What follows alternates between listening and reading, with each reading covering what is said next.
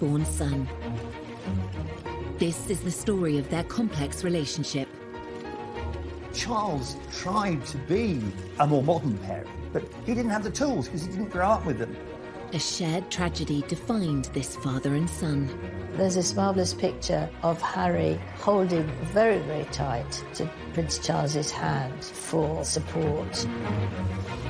For years, they were close.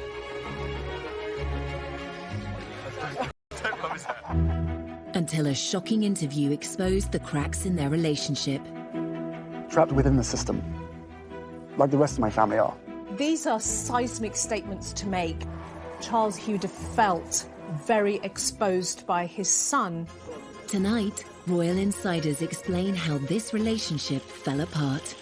He said it was the most terrible thing to make William and I walk behind our mother's coffin. It should not have been allowed. The damage is done. The relationship that I knew can never be like that again. Prince Philip's funeral was an opportunity for reconciliation, but what really happened? I think you could see clearly at the funeral how emotional Prince Charles was. Part of that was the problems with his relationship with Harry. And what lasting effect will this royal rift have on the House of Windsor? Of course, Harry wants to protect his wife, but is it at the expense of bringing down his own family? Tonight we ask, will Charles and Harry ever repair their damaged relationship? There's no doubt the gulf between Charles and Harry has widened considerably. It will be very difficult to bridge that divide in future. I can't see how they can do it.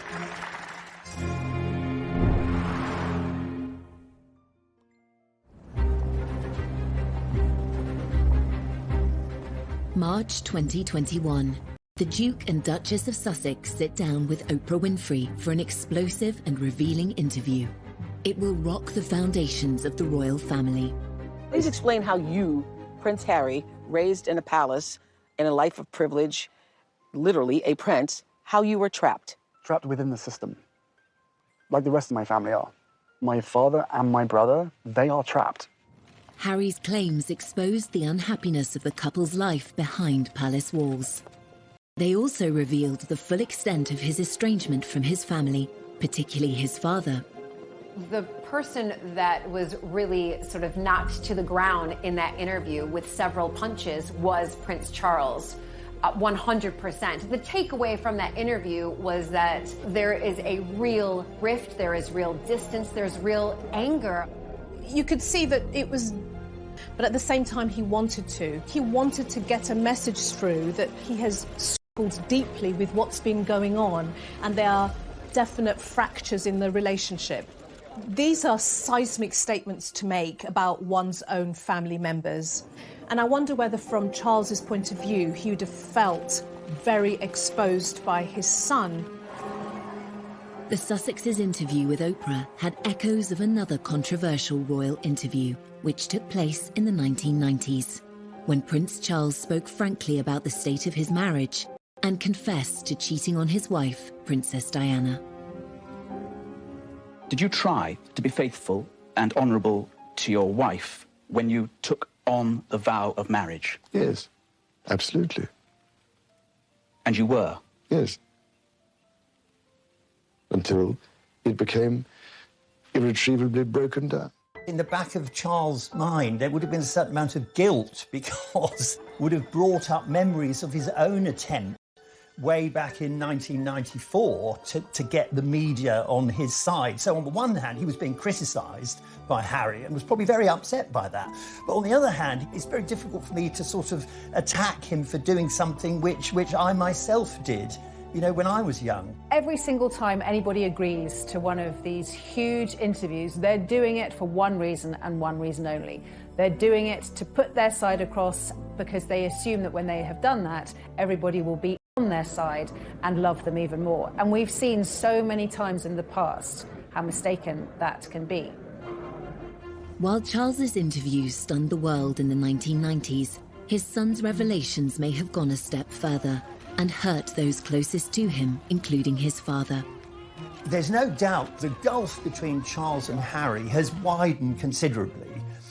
I mean, I think if they're not careful, it will be very difficult to bridge that divide in future. I can't see how they can do it. Grant Harold was a former butler to Prince Charles. He witnessed firsthand the loving bond the royal father and son once had, which has now seemingly been lost. The damage is done, and that makes me sad, because the relationship that I knew, which was a loving, caring, fun relationship, can never be like that again. Prince Harry's decision to speak so candidly was a dramatic move. To understand why it happened, we must return to the beginning of Harry's life and consider events that took place soon after he was born. 15th of September 1984. Well-wishers around the world celebrated the birth. He was known to his family as Harry, and his father was acknowledged in his full given name, Henry Charles Albert David Windsor. At the christening, they were both looking incredibly happy. William was a tearaway, he was running around like mad, but Harry was quiet and peaceful. In public, Charles and Diana were delighted by Harry's arrival.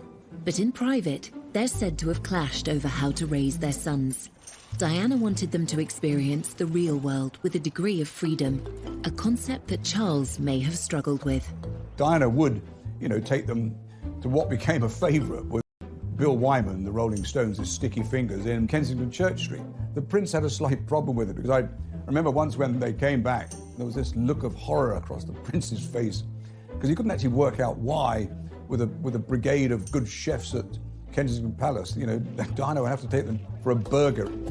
Prince Charles tried hard to be close to his sons, but the formality of his own royal upbringing meant he wasn't the hands-on parent that Diana was. Charles didn't receive any parenting. His parents were away when he was very young. He was left with nannies in that very Victorian way. Granny was christened in this. And although Charles tried to be a more modern parent, he didn't have the tools because he didn't grow up with them. Looks remarkably well despite it. Some say that Charles's reserved parenting style made him a distant presence in Prince Harry's life. Although Charles is very sensitive and very caring, he never really could show it in the same way as Diana. And Charles was a huge workaholic. Charles wouldn't just stop his work just because he had his sons for a day. Whereas I think with Diana, she always made sure that everything was done for them. Diana, she actually joined in their games, whereas Charles would have said, off you go. He wouldn't have joined in. He's too stiff, he's too old-fashioned. Charles and Harry's relationship was already strained, but then the family suffered the ultimate tragedy, and decisions would be made that would affect their father and son bond forever. He said it was the most terrible thing to make William and I walk behind our mother's coffin. It should not have been allowed.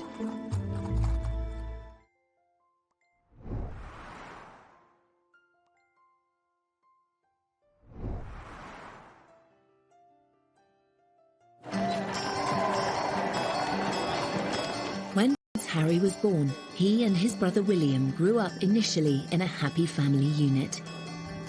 But there were growing signs of tension between their parents. Diana said that during her pregnancy, but that it all went wrong after Harry was born. If these marital struggles created a distance between Charles and his young son, things were about to get worse. It is announced from Buckingham Palace that, with regret, the Prince and Princess of Wales have decided to separate. This decision has been reached amicably, and they will both continue to participate fully in the upbringing of their children.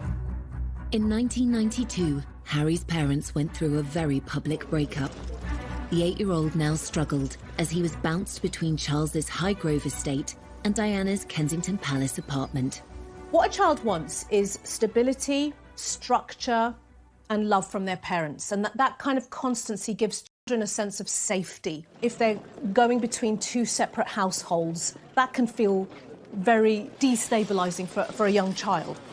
So suddenly Prince Harry was shuttling between the more relaxed, much more familiar household of Princess Diana and then the more dutiful, strict, timetabled household of Prince Charles. There was this sort of natural gravitation towards Diana, simply because Diana was the provider of the fun things that boys at that age actually wanted. Charles, interesting enough, acknowledged that William and Harry were both happier and engaged when in the company of their mother. And in that respect, one has to applaud the Prince of Wales, because he could see that his children were happier in those early days with their mother rather than him. Harry was caught between the world of royal formality set out by his father and the more carefree mindset of his beloved mother.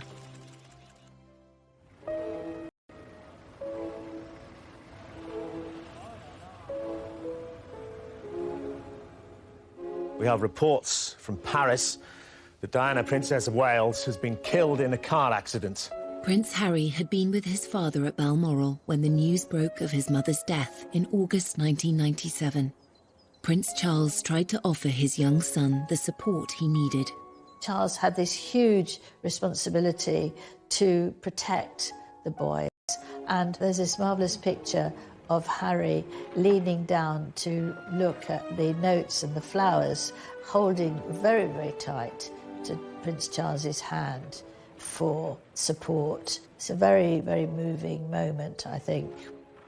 In the immediate aftermath of Princess Diana's death, Prince Charles was very protective of his sons. He was determined that William and Harry would be shielded from speculation, from the press, from intrusion, and from people looking at their grief.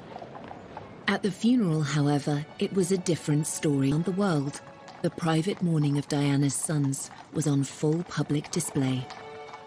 Princess Diana's funeral was one of the, and I say this as someone who was there, it was one of the most extraordinary things, I think, in the last century. It was a sort of maelstrom of grief, of astonishment, public display. Well, in the middle of all this vast sea of passion and emotion and public mourning, was a little boy. What we saw was the boys taking on the duty role. We see them doing their job, walking behind their mother's coffin. It is a deeply personal loss. And then to find yourself in this arena, surrounded by people openly grieving, weeping, throwing flowers, wanting to touch you, robs them of their own private grief. The royal family are very good at knowing what the public want. They're very good at putting on a show. They served up their grief in a ceremonial way that satisfied the millions. Prince Harry must have felt like a fish in a goldfish bowl, being stared at by the entire world, probably at the absolute worst point of his entire life. In later years, the adult Prince Harry would reveal his discomfort about the role he had played. It raised questions about why Prince Charles allowed his sons to be so exposed on such a traumatic day. I went to Kensington Palace and for an interview with Prince Harry, and we were making sort of politish conversation, and he suddenly stopped, was very silent, and then he said, "It was the most terrible thing to make William and I walk behind our mother's coffin. It should not have been allowed." This went worldwide because he'd not really spoken about that before. And looking back on that terrible, tragic day, you realise that he was absolutely right.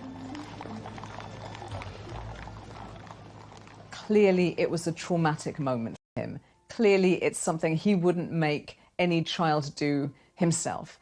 Clearly, he remembers it. So there's always a struggle for Prince Harry, and indeed for Prince William, between how they feel as bereaved sons and what they have to do as public figures. In the years following Diana's death, Charles tried hard to fill the void she left by embracing life as a single parent. Prince Harry's energy and enthusiasm delighted the press and his father, though a request for a closer look at those brightly coloured mini skis. Thing straight after Princess Diana's death is the behavior and the actions of Prince Charles. He stepped up his parenting game, his parenting skills. He became a very much full-on and hands-on father for those boys. Prince Charles arranged for the Spice Girls to meet Harry, and for a 12-year-old this was beyond exciting. And they were very nice to him, they cuddled him, they had lots of pictures, and he said to his dad afterwards that it's, you know, one of the best days of my life meeting them. So he did try, although he might seem to be a bit square, the Spice Girls at the time were all the thing, and he did try and do something that would please Harry and give him a few moments of happiness. Charles made enormous efforts to do a lot more for the boys, to spend more time with them, to go to various events with them, and that was all to the good. I think that worked very well. Following the breakdown of his marriage to Diana, Charles's standing with the public had been at an all-time low. Just a few years later, he was becoming a hit with the world's media. Charles was under so much pressure. He'd been criticised so much through the disintegration of his marriage to Diana. He was very self-consciously promoting this idea of him as being close to the two boys. This was really to try and overturn the earlier image of him as cold and aloof, while Diana was warm and fun. Oh. I remember the footage from the skiing trip, and it looks adorable. And then you've got dozens, if not hundreds, of official world's media photographing them and lobbing questions at them. My arms aren't long enough to get around there. And making sure that all those lovely father and son smiles are captured. Don't love his hair. There's always been a huge desire from the press to have photos of Charles and Harry and William. Charles's attitude was very much give them a bit of what they want and then they'll leave us alone. But I'm not sure that Harry was ever as comfortable with that. Unknown by the media, the young Prince Harry's frustrations with royal life were growing. This was compounded by the death of his mother, whom he believed had been hounded by the press. When Princess Diana died, Harry was only 12. As time passed, of course, you're going to start questioning, why did she die? Who caused the death? And we can see that from Harry, that he does absolutely blame the press. And it's something that has really, fast forward a few years later, that's when we really start to see Harry, in a sense, acting out, but who can blame him? As Harry grew from a vulnerable young prince mourning his mother into a rebellious teenager, stories of his nighttime escapades became regular front-page news. Harry's teens, by his own admission, were a very troubled time for him. Smoking and drinking too much, getting into trouble at school, cries for attention. It was one thing after another. They still me and I still read them. Why, I do not know, but I have to read them just for peace of mind, just to know what they've written and to see who wrote it and see who took the photographs, you know, write that down for later. When I was there, it was very much the days of when Harry was kind of called the kind of party prince. I remember on occasions, like on a Sunday morning, there'd be whatever Harry'd been up to the night before would be in the press. And then, obviously, I'd see him and I'd say to him, well, you had a good night then, kind of thing. And I'd have a laugh. And luckily, he would have a chuckle and he would go, maybe, you know, kind of thing. In 2002, newspapers revealed Harry had been caught smoking drugs and drinking underage in pubs near his father's home, Highgrove in Gloucestershire. For Charles, this was one misdemeanour too many. He sent his son for a day's visit to a drug rehabilitation centre. The palace viewed this with alarm. I mean, I think they always do, because anything that's out of control inevitably is damaging, especially for Charles, because it reflected badly on him as a parent.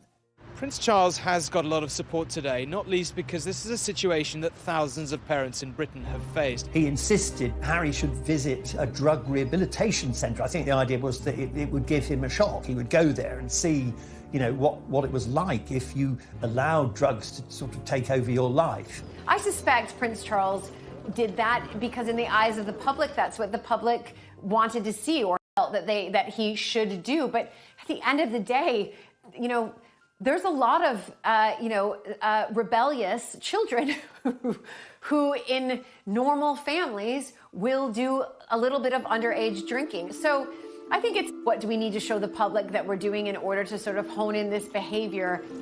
Did this attempt at intervention by Prince Charles offer his son the support he really needed? I wonder whether, if that's the case, Harry would have felt, shortchanged. What I really need, Dad, is a lot of love, attention, structure. I need more face-to-face time with you because I'm struggling. This is a cry for help. I need you as my parent to step in and help me. So there might have been some tension around what was happening at this point in time. This would not be the last time Prince Charles would need to step in and make a critical decision in his son. Of Charles, the father, doing something that Harry, the son, didn't like.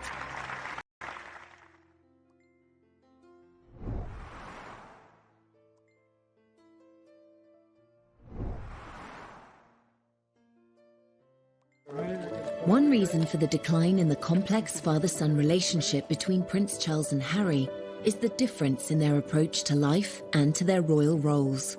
Both men were shaped by their formative experiences at school. Charles was given a tough, formal education that emphasized duty. He was a sensitive, vulnerable child who was put through this most appalling education to try and toughen him up. From the age of 13, Charles was sent to Gordonston School in northeast Scotland, just as his father had been before him. But the tough regime was ill-suited to the sensitive prince. Prince Charles called it Colditz in kilts, and like a prison sentence. It just wasn't for him. Prince Charles was bullied at school from end to end. He was completely and utterly, solidly miserable for the entirety of his time there. By contrast, Harry's school days at Eton were more sedate. Not as academic as his father, he was certainly more popular. Charles likes book learning. He wants to get the answers to his questions by going to the library and studying. Prince Harry's energy is really the opposite. Prince Harry is not shy and retiring or stiff or staid. He's not crusty or dusty. He is naturally athletic. He's naturally outdoorsy. Harry said that he decided very firmly that he wanted to mix with the bad boys, and he played lots of tricks. While Charles attended Cambridge University, Harry's modest academic record did not push him into higher education.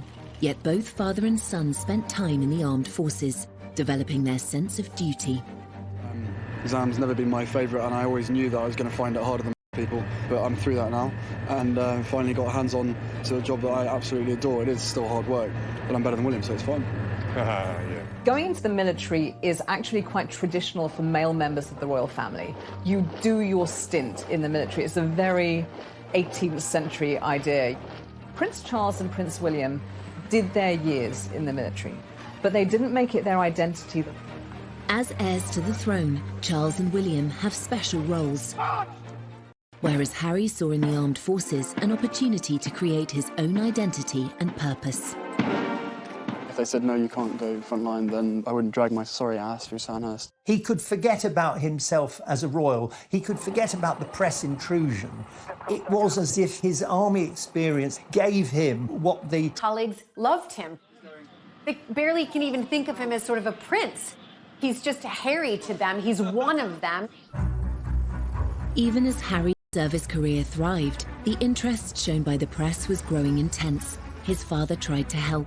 At that point, Harry was third in line to the throne, so a massive target for any enemy to want to take him out. The first time was under absolute secrecy, and Charles was very much involved in that. And he spoke to the MOD, he spoke to the head of the army, and they all came up with this plan to deploy him, but to keep everything secret, so no one knew.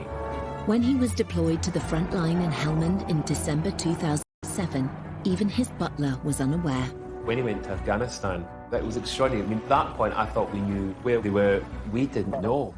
It didn't stay a secret for long. The prince on the front line, Harry on active service in Afghanistan. He's been secretly deployed for 10 weeks, fighting shoulder to shoulder with his fellow soldiers in the war against the Taliban. Prince Harry's return became inevitable as soon as a news blackout of his presence in the country was broken by the foreign press. The Taliban made it clear that they would make extra efforts to either kill or capture the royal prince. for his own protection and for all the soldiers around him, had to fly back very quickly after only 10 weeks, and he was utterly devastated. He was furious. This was the happiest time of his life, the time when he felt he really belonged and was making a difference and was on a career path that suited him and that he could make the most out of and make a real difference. And again, he blamed the press. Every time he's trying to be himself, whether that's as a soldier or a young guy that wants to smoke a joint and hang out with his friends, the press gets onto it, and that's another thing he just can't do. I think that came next to losing his mother, really, that he'd lost what he loved to do and where he loved to be, and what was there left for him. Harry seemed to hold the press responsible for his mother's death and for the curb on his service career. Then he discovered that his father was involved too. Unfortunate for Charles that he was implicated in the decision to recall his son, because it was another example of Charles the father doing something that Harry the son didn't like. Harry must have been saying, look, here we go again. Are my father and the world's media actually working together? The next one in a long line of emotional betrayals that have come from the people who are really the closest to him. In fact, Charles's involvement in removing Harry from the theatre of conflict was motivated by a desire to protect his son. As a parent, you worry the whole time, but for everybody left behind, it's ghastly. From Charles's point of view, as a parent, he would have been in protection mode, and as the son, he would have been, trust me, I know what I'm doing, don't interfere. So typically that would have brought its own internal tensions between father and the son. Harry is aware that his father loves him and wants to do his best for him, but then these other things all intrude and slightly poison the atmosphere. Because Charles obviously felt we have to do the right thing here. Harry's idea of the right thing was very different. It's obviously a great relief, as far as I'm concerned, to see him home in one piece. Eventually, father and son buried the hatchet. Harry's recall from Afghanistan inspired him to take on a new role, and one that would make his father proud. That was a pivotal moment, probably one of the most significant days in Harry's life, because on that plane that brought him back was a dead soldier. I thought there was a coffin on the plane, and there were 2 or 3 British soldiers returning who'd lost limbs. And it was very soon after this that Harry set up the Invictus Games.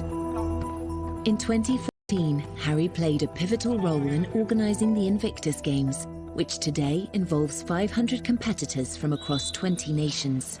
For Prince Harry, the army is where the heart is. He's long been a champion for wounded service personnel, and today he was playing sitting volleyball, one of the sports at the Invictus Games. Harry's dedication to celebrating the bravery of wounded service personnel was all too clear from his speech at the Games opening ceremony. The admiration I have for these men and women to move beyond their injuries is limitless. Your stories move, inspire, and humble us. You prove that anything is possible if you have the will. Welcome to the Games. Welcome to Invictus.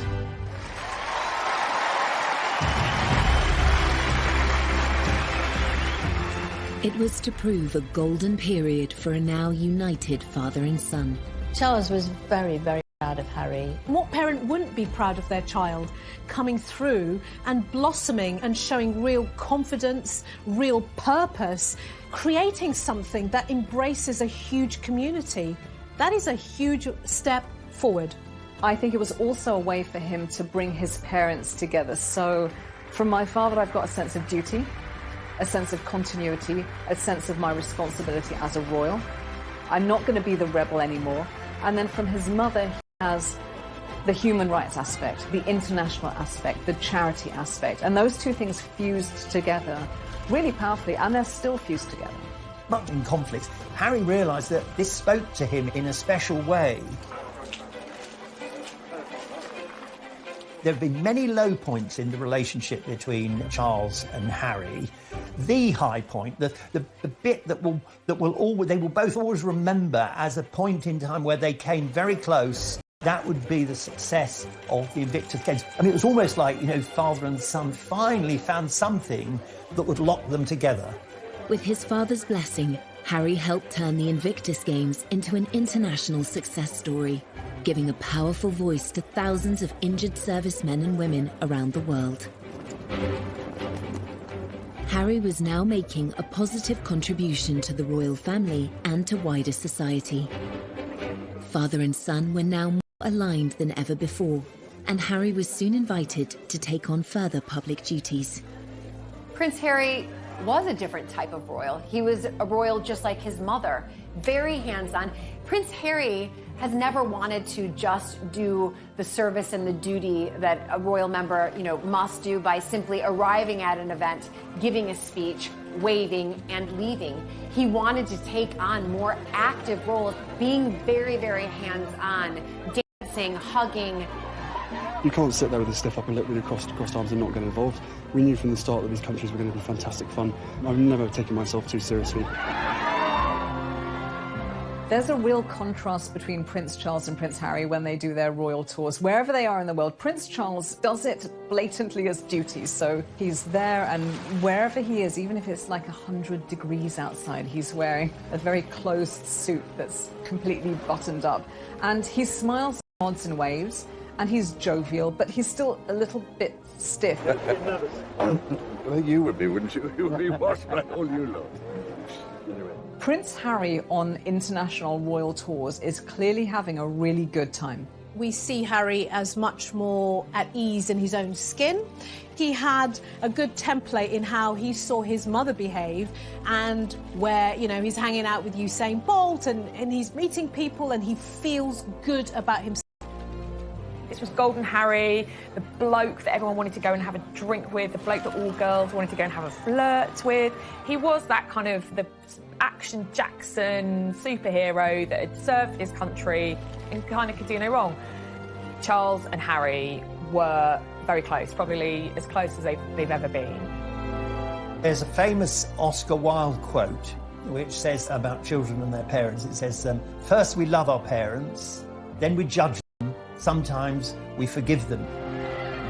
For 3 decades, they were moving on and putting the past behind them, as this illuminating interview with Prince Charles from 2018 suggests. Your children always surprise you, really, because you think they pull your leg all the time and appear not to pay any attention at all. In fact, you then later discover perhaps they did, good Lord, don't tell me you actually listened. Or... The relationship between Harry and Charles has suffered since 2018. So, from a wedding to a breakup, how did Harry's marriage to actress Meghan Markle lead to father and son going their separate ways? Charles admired the fact that Harry was trying to protect Meghan, but I think he was very worried that it would have unintended consequences, which of course it did. I remember getting this email on my phone and my jaw dropped.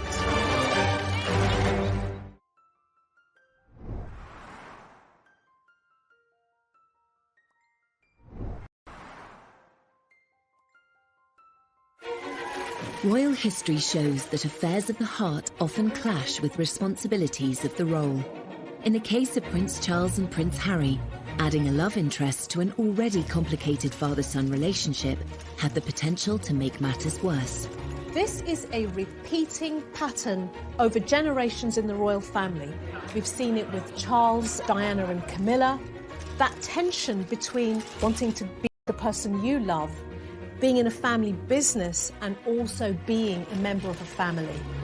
Harry was just 10 years old when his father shocked the world and described the tensions in his marriage to Princess Diana, as well as his own adultery, in a frank TV interview. I have, on the whole, tried, I think, to get it right. I mean, constantly, people scrutinising. So, I mean, I have always tried to get it right, and try to do the right thing by everybody. So you can imagine, it's not a very happy or encouraging thing when this sort of business happens. So when his own sons started dating, it seems Charles advised them to choose their ideal partners based on love, rather than any other considerations. Prince Charles believed that, unlike what happened to him, where he was almost forced into a marriage and the wife had to be a virgin, he was determined that Prince Harry and Prince William could find someone who they loved and who they wanted to marry. Harry had two big previous relationships before Meghan, so Chelsea Davy and, of course, Cressida Bonas. But while they appeared happy on the arm of the dashing prince, they weren't so keen to become princesses. Chelsea was like, absolutely not. I don't want to be in the public eye. I don't want to be written about in papers. And the same thing with Cressida. We know that both of those girls ended that relationship because they did a member of the royal family. Eventually, Harry did find the love of his life, and royal reporters are still kicking themselves that they didn't spot the signs. It's all very formal, obviously, when you're covering the royals, and there we were in one of the very smart rooms in Buckingham Palace, and Harry came bounding over, saying, "Hi, Em, how are you doing?" We're like, "You're tanned, or is it burnt?" And he said, "Yeah, I know. Africa was amazing. Oh, it was so good." I thought, wow, Harry's in a good mood. Like, I had never seen him quite so animated and quite so happy. And that was about 6 weeks before the news broke that he was dating Meghan Markle. And of course, one of their first dates had been in Botswana. Hey, when did you know she was the one? Very first time we met. Harry and Meghan's romance was embraced by the royal family. In that happy time, there was no sign of any tension between father and son. They welcomed Meghan with open arms. Prince Charles admired the fact she was self-made.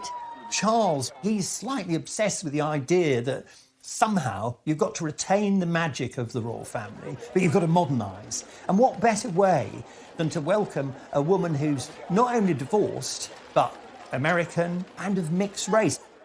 And I remember the Queen invited both Meghan and Harry to Sandringham, which is a huge thing because couples, unless you were married, you just didn't get invited. They liked her very much, but of course, it didn't take the press long to start writing things about Meghan, to do the sort of things that would make Meghan worry, but also the royal family worry. Newspapers were soon filled with opinion on whether Meghan was a good fit for the royal family. Whilst initially there was a huge amount of admiration and hero worship when Meghan first came on the scene, there were some media outlets that ran some really disgraceful articles with headlines about straight out of Compton or exotic DNA, very old-fashioned opinions, borderline racist opinions. And the trouble is that one article like that is one too many. Meghan, we've discovered, has a very, very thin skin. But we have to remember that Kate did. They used to call her Weighty Katie. She had a terrible time, and Camilla had a dreadful time in people accusing her of causing Diana's death. I know Camilla spoke to her and they had lunch together, tried to help her get used to things and give perhaps some of her own experiences so that she wouldn't feel that she was being targeted. The royal family may have been reassuring Meghan behind the scenes, but it's their standard practice not to complain in public about press treatment. By apparently not speaking up for Meghan, Charles seemed to find himself taking a very different path to Harry. Statements, these underlying racial tones need to stop. I remember getting this on my phone and my jaw dropped, actually, because press statements, remember the royal family, are normally really bland and really boring. I mean, this was Harry. Anger. The anger was leaping off the page with his words and the tone. This was an unprecedented move, really just instructing the press to back off and leave Meghan alone. Charles admired the fact that Harry was trying to protect Meghan, but I think he was very worried that it would have unintended consequences, which of course it did. Handling the press is like handling gelignite. You know, it's almost impossible to do it safely. Despite Harry's insistence on tackling the press, his relationship with his father appeared stronger than ever. He felt able to ask Charles to play a significant role at his wedding. Meghan's father infamously didn't come to the UK for her wedding because he said he had heart problems and he was in hospital. There was the question of who would walk Meghan down the aisle. Prince Harry asked his father, and what could be better than having the heir to the British throne walk your beautiful bride down the aisle?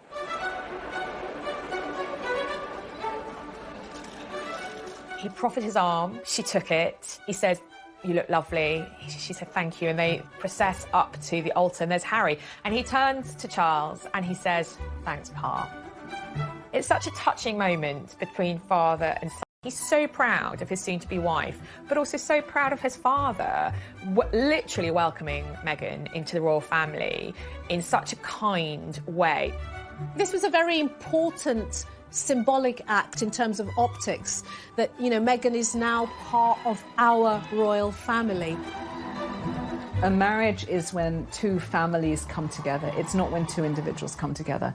In this case, it's also when two different mindsets, two different worlds come together. The harmony of that happy wedding would soon be strained by revelations in the press. It immediately took a turn for the worse, with reports coming out that she made Kate cry, how she is demanding and pushy. You've got elements of people within their household quitting. You're almost to the point like, what's true, what's not true, but certainly these can't all be untrue, can they? I personally began to see the wheels coming off. Harry was absolutely furious at the leaks, at what was being written. Everyone who knows anything about the press, the more angry you get, the bigger the story. The only way to do it is simply to ignore the press. And of course, Harry was never going to do that. For Harry, years earlier, as he pointed out in the documentary, Harry and Meghan, An African Journey. And part of any job, like everybody, means putting on a brave face and turning a cheek to a lot of the stuff. But again, for me and for my wife, you know, of course there's a lot of stuff that hurts, especially when the majority of it is untrue. I will not be bullied into playing a game that killed my mum. So I will always protect my family, and now I have a family to protect. So he's now thinking, oh my God, the curse is coming around again. It's happening again, one generation on. So decades have passed, but nothing's changed. Everything that she went through and what happened to her is incredibly raw every single day, and that's not me being paranoid, that's just me not wanting a repeat of the past. Harry's perception is that his mother wasn't protected. She wasn't safe when she died. She was being pursued by the paparazzi. She didn't have the security detail that she deserved. If only she'd had what she needed, she may have made it. If Harry harboured a belief that Charles could have done more to protect Diana, resentment would certainly have resurfaced when his father chose not to defend Meghan publicly. Harry, he was like, enough is enough. I'm not standing for this anymore. And he also couldn't understand, and indeed she couldn't understand, why members of his family, particularly his father, were not standing up and saying, you know what, this is unacceptable. Father and son may have been at odds, but the famously close relationship between William and Harry still seemed unbreakable. Every year we get closer. The one person on this earth who I can actually really, you know, we can talk about anything and we understand each other and we give each other support. Yet by 2019, even this sibling bond was under strain, and the world had its first hint of another royal rift. We'll always be brothers. We're certainly on different paths at the moment. I will always be there for him, and as I know he'll always be there for me. As brothers, you know, you have good days, you have bad days. We know over the last several years, really since he married Meghan, that the relationship between William and Harry has been very rocky indeed. Prince Harry's determination to defend his wife whilst his father and brother stayed silent seemed to drive a wedge through the family. Protecting his marriage and protecting his wife were his number one priorities. We know that many members of the royal family feel that service and duty to the crown and to the royal family are their number one priorities, and there's a clear difference there. It's sad for me because when I was... And then came a bombshell revelation that would lead to the biggest split in the royal family for 80 years. Can you put up with this? Was it surprising to them? Probably not. Were they happy about it? Definitely not.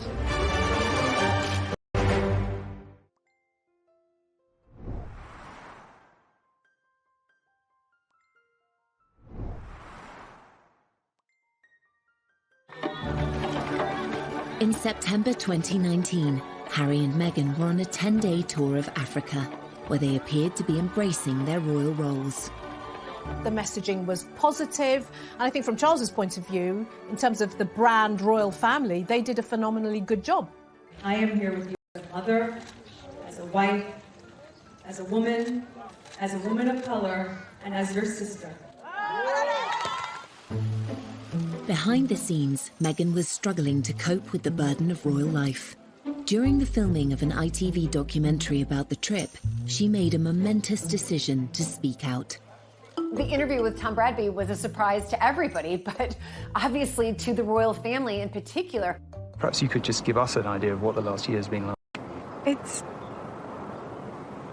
hard. Thank you for asking, because not many people have asked if I'm okay. But it's a very real thing to be going through behind the scenes. And the answer is, would it be fair to say not really okay? As in, it's really been a struggle? Yes. That interview was pivotal, and certainly with hindsight, you can see that something changed at that minute. That would have been a dig at the royal family. And I think that was definitely eye-opening to everybody around the world, saying, okay, something's going on here with the royal family. I think it was clear from that interview on that alarm bells were starting to ring for Prince Charles about what path Harry and Meghan were going down and where it was going to end. Finally, the tensions between Harry and Charles reached breaking point. 3 months after Harry and Meghan returned from their tour, it was announced that they would step down as senior members of the royal family. In the run-up to Harry and Meghan leaving royal duties and then leaving the country, there were frantic conversations. I think Charles was desperate for his son not to do anything rash. I think Harry felt, oh, here again, my father's trying to stop me being free. Within the royal family. It's a huge monarchy. You can't just say, right, you can go tomorrow. There's lots of complications to senior royals leaving. And the Queen and Prince Charles were working out how to do this. Harry then published an announcement on his Instagram page, sparking a worldwide media frenzy. We had Harry announcing, that he wanted to step back, the Queen responding. The Queen shouldn't be responding, it should really be the other way around. Pretty much at every stage, they seemed to jump the gun. They seemed to do things out of order, to not follow proper etiquette. I think ultimately that's how the relationship between Harry and Charles broke down. It is one of the biggest constitutional crises to hit the family, because this suddenly saw a massive breakdown in communication between senior members of the family. It was clear there was something seriously wrong. I think Charles was pretty devastated by the departure for a number of reasons. He'd lost a son, he'd been unable to protect that young couple and keep them within the fold and keep them working for the royal family. Prince Charles had committed himself to a life of royal service, but his son was stepping away from his. Inevitably, this created a further divide between them. The motto is almost duty first and all the other stuff follows. Now, when you now live in a world where you start to put your own needs and wants ahead of duty, this is where the tensions arise, because the rest of the family is saying, well, this is a business. Charles knew over the years how unpopular it's been to have the royal family too big, too costly, too many members who nobody's ever heard of. So he wanted to slimline the royal family. So it was no surprise when his son wanted not only to be not a working royal anymore, but to be half in, half out. That was never going to wash. It seems yet again that Harry didn't receive the support he'd hoped for. You've got here the tension between being a parent and also the child's boss. And here's where the boundaries get very blurry and very messy. His withdrawal from royal duty was never going to be easy, but the sacrifice Harry had to make was far greater than he imagined. He has lost his royal titles. He's lost security privileges. He's lost a lot of money and patronage. He lost all of his military appointments, which he worked for 10 years to build up. When Harry first spoke out about the decision, he expressed his disappointment that his family were unable to compromise. It brings me great that it has come to this. Our hope was to continue serving the Queen, the Commonwealth. That wasn't possible. I think he'd find it upsetting because he doesn't just do them because it's duty, it's because he's passionate. He loves these things. For Charles, as with the Queen, the monarchy always comes first. Harry seemed to struggle with this idea. Charles will have known that that was going to damage their relationship, but he will have put what he saw as the greater good of the monarchy and the royal family above his personal relationship with his son. Once again, Charles's silence was deafening, but there was a high price to pay. The rift between father and son was growing, and soon the whole world would know about it. Prince Charles loves Harry, but there comes a time when you have to say enough is enough, and that was it.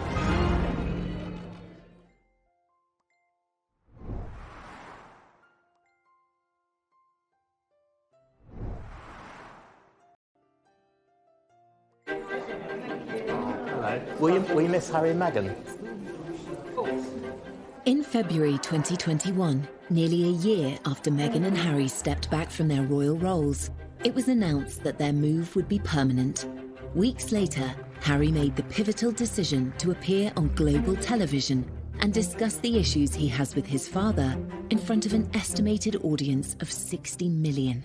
When we were in Canada, I had 3 conversations with my grandmother and 2 conversations with my father before he stopped taking my calls. So you just said that your dad stopped taking your calls. Why did he stop taking your calls? Because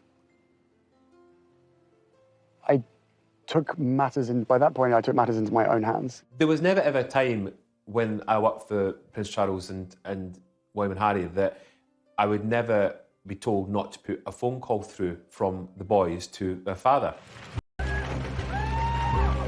But this is how serious it has become, that he doesn't want to answer the calls of his son. We're told the reason that Charles stopped taking his calls because Harry kept asking for more money. Charles is not someone who likes confrontation, so effectively, he just stopped taking his calls. Charles doesn't have a mobile phone, so it is just literally phoning the switchboard and asking to be put through to wherever he is. Prince Charles loves Harry, but there comes a time when you have to say enough is enough, and that was it. And they got back talking on the phone a short while afterwards. Harry also disclosed that Charles had put an end to the private funding he was providing for his son. My family literally cut me off financially, and I had to afford security for us. I suspect it was that bit of the interview which upset Charles the most, that he felt very let down. Before Harry stopped being a working royal, he would have only got about 5% of his income from the sovereign grant. The other 95% would have been from his father's personal wealth and from the Duchy of Cornwall. Charles was paying about £5 million a year for Kate, William, Harry and Meghan. That's a significant amount of money. That money pretty much disappeared when Harry and Meghan moved to Canada and then to the United States. And that's where the problem arises. Harry slightly feels that not giving him the money he wants is not giving him the love he wants. Harry, he's got 30 million, most of it from his mother, but also a considerable amount from Elizabeth, the Queen Mother. So he's not exactly what you would call poor. One issue raised in the interview seemed more sensitive for Harry than any other. On the security element, I never thought that I would have my security removed because I was born into this position and I inherited the risk. So that was a shock to me. Going back to Diana's death, paying for security will be something that Harry feels passionately about, that they need that security, that without that security their lives are in danger. So you can see how this issue is one of great emotion for Harry. Harry's frustration with his father was clear. Could Charles be doing more for his son? They have stepped down. So I think that to justify, again, Prince Charles paying for that security is difficult. Had they stayed in this country as working members, working senior members of the royal family, we'd be in a completely different situation right now. As father-son rifts go, royal status adds unique complications. The public nature of this feud only makes matters worse. But even after Harry's shocking claims, Charles, again, remained silent. Harry knows very well that the Queen, his grandmother, aged nearly 95, and his father, who has followed in her footsteps, believe in the motto, never complain, never explain. So he would know absolutely that they couldn't come back and say what the truth was, or give even their side of the truth. But we know that in private, he let it be known that he felt very let down by the interview. After the interview, Gayle King, who has become a close friend of Harry and Meghan's, she said on her morning show that Harry had spoken to his father and his brother after the interview, but talks have been unproductive, which I think only really added fuel to the fire. William and Charles thought, whatever. The claims that Harry made about his father could have a serious effect on the monarchy, which Charles has worked so hard to protect. It can be damaging. That's the reality. That interview overnight could have changed the public opinion of the family. Of course, Harry wants to protect his family, his wife and his child and his unborn child, but at what expense? Is it at the expense of bringing down his own family, family that he's known for 36 years? In the midst of his many grievances, Harry made an emotional admission to Oprah Winfrey of his hope for a reconciliation. Of course, I will always love him, but there's a lot of hurt that's happened, and I will continue to make it one of my priorities to try and heal that relationship. With the recent passing of the Duke of Edinburgh, could the shared loss in the family become an opportunity? Before the Duke of Edinburgh's funeral, Harry wrote Charles a letter. Charles is a prolific letter writer and actually prefers letter writing to all other methods of communication. And Harry wrote Charles a letter, I think partly apologising for Oprah, but I think wanting to explain. From Harry and Meghan's point of view, they felt that none of the royal family were listening to them. That was partly one of the reasons they had to literally walk away. And of course, at the Duke of Edinburgh's funeral, that was the first time that William and Charles had seen Harry for an entire year.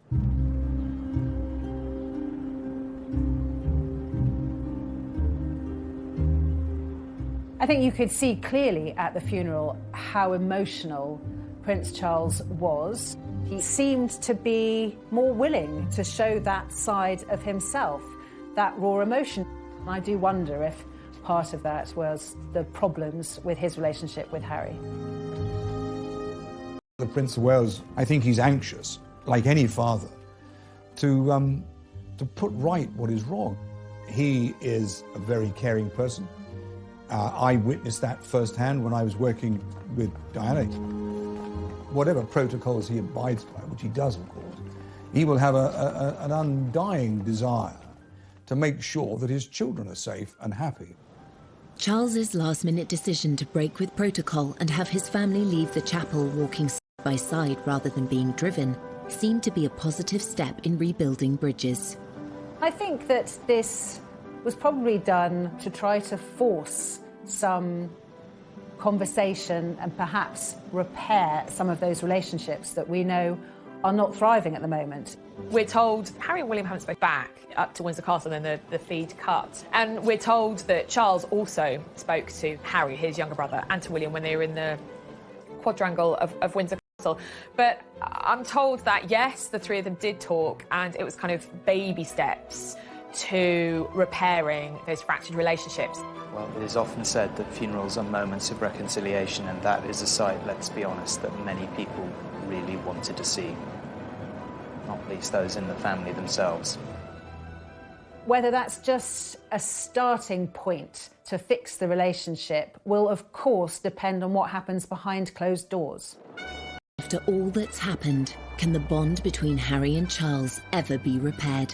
Emotionally, they seem worlds apart, and I think it's going to take a lot of work from both of them to try and find common ground where they can communicate as father and son. But what I saw from Harry was a lot of deep-rooted pain that may go back quite a long way.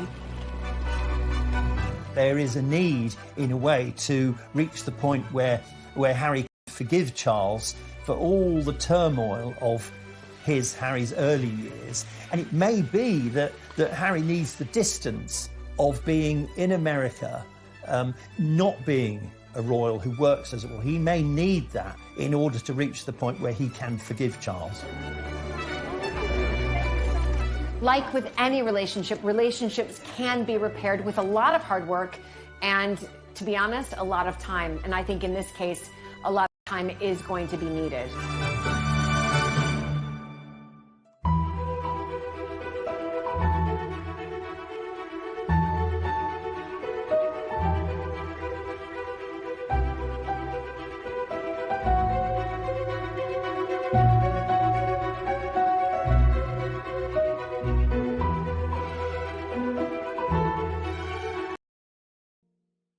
You know, when I was young... Every single time anybody agrees to one of these huge interviews, they're doing it for one reason and one reason only. They're doing it to put their side across because they assume that when they have done that, everybody will be on their side and love them even more. And we've seen so many times in the past how mistaken that can be. While Charles's interviews stunned the world in the 1990s, his son's revelations may have gone a step further and hurt those closest to him, including his father. There's no doubt the gulf between Charles and Harry has widened considerably. I mean, I think if they're not careful, it will be very difficult to bridge that divide in future. I can't see how they can do it. Grant Harold was a former butler to Prince Charles. He witnessed firsthand the loving bond the royal father and son once had, which has now seemingly been lost. The damage is done, and that makes me sad because the relationship that I knew, which was a loving, caring, fun relationship, can never be like that again. Prince Harry's decision to speak so candidly was a dramatic move. To understand why it happened, we must return to the beginning of Harry's life and consider events that took place soon after he was born. 15th of September 1984. Well-wishers around the world celebrated the birth. He was known to his family as Harry, and his father was acknowledged in his full given name, Henry Charles Albert David Windsor. I remember at the christening, they were both looking incredibly happy. William was a tearaway, he was running around like mad, but Harry was quiet and peaceful. In public, Charles and Diana were delighted by Harry's arrival, but in private, they're said to have clashed over how to raise their sons. Diana wanted them to experience the real world with a degree of freedom, a concept that Charles may have struggled with. Diana would, take them to what became a favourite with Bill Wyman, the Rolling Stones' Sticky Fingers in Kensington Church Street. The Prince had a slight problem with it because I remember once when they came back, there was this look of horror across the Prince's face because he couldn't actually work out why, with a brigade of good chefs at Kensington Palace, Diana would have to take them for a burger. Prince Charles tried hard to be close to his sons, but the formality of his own royal upbringing meant he wasn't the hands-on parent that Diana was. Charles didn't receive any parenting. His parents were away when he was very young. He was left with nannies in that very Victorian way. Granny was christened in this. And although Charles tried to be a more modern parent, he didn't have the tools because he didn't grow up with them. Looks remarkably well despite it. Some say that Charles's reserved parenting style made him a distant presence in Prince Harry's life. Although Charles is very sensitive and very caring, he never really could show it in the same way as Diana. And Charles was a huge workaholic. Charles wouldn't just stop his work just because he had his sons for a day. Whereas I think with Diana, she always made sure that everything was done for them. Diana, she actually joined in their games, whereas Charles would have said, off you go. He wouldn't have joined in. He's too stiff, he's too old-fashioned. Charles and Harry's relationship was already strained, but then the family suffered the ultimate tragedy, and decisions would be made that would affect their father and son bond forever. He said it was the most terrible thing to make William and I walk behind our mother's coffin. It should not have been allowed.